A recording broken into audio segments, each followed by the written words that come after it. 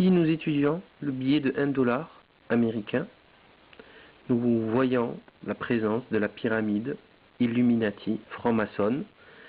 Et lorsque l'on connaît l'amour de la franc-maçonnerie pour le symbolisme de toutes sortes, on donne un peu plus d'importance à ces choses.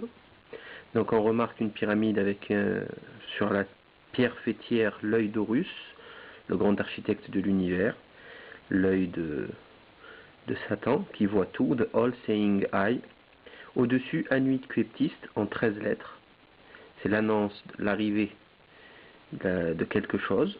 Et en dessous, ici, Novus Ordus Seclorum, le nouvel ordre des siècles, nouvel ordre mondial. Nous avons sur la pyramide 13 marches, 13 couches de pierre. 13 est le chiffre rebelle dans la gématrie biblique, le chiffre de la rébellion de Satan.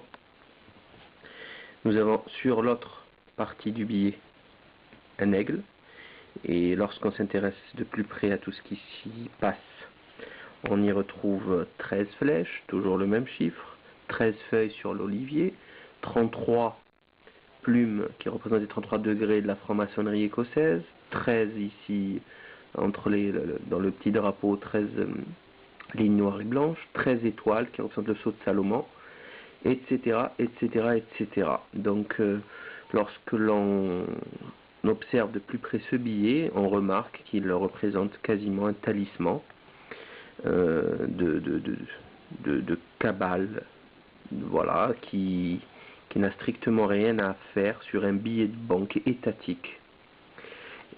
Chose plus curieuse, lorsqu'on prend les billets de 5 à 100 dollars, qu'on effectue ce pliage, on voit ici donc une tour bien dessinée. Lorsqu'on prend le billet de 10 dollars, nous voyons un début de fumée net. Si on augmente donc chronologiquement, plutôt quantitativement parlant, le 20 dollars, on se retrouve avec encore un peu plus de fumée qui descend. Le 50 dollars, l'écroulement des tours sur les côtés, on le voit très bien. Enfin, le 100 dollars, plus de bâtiments, il n'y a plus qu'une fumée qui monte du sol. Donc, est-ce que tout ceci est dû au hasard? Pour finir, le passeport, notre passeport, cher passeport européen, franco-européen, ou on ne sait plus. Quel est ce symbole héraldique?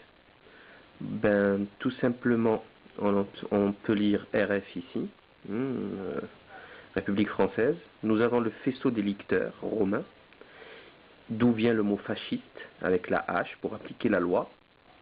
Des feuilles d'olivier, feuilles de chêne, sagesse épée. Par contre, on observe ici une tête de serpent et une tête qui semble être une tête de caméléon. Donc j'aimerais comprendre qu'est-ce que fout ce symbole sur le passeport français qui ne représente absolument d'aucune manière la République française, qui ne peut être représentée que par le drapeau tricolore, le RF ou Liberté, Égalité, Fraternité.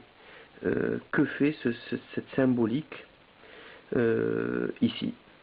Voilà. Donc plusieurs questions à se poser.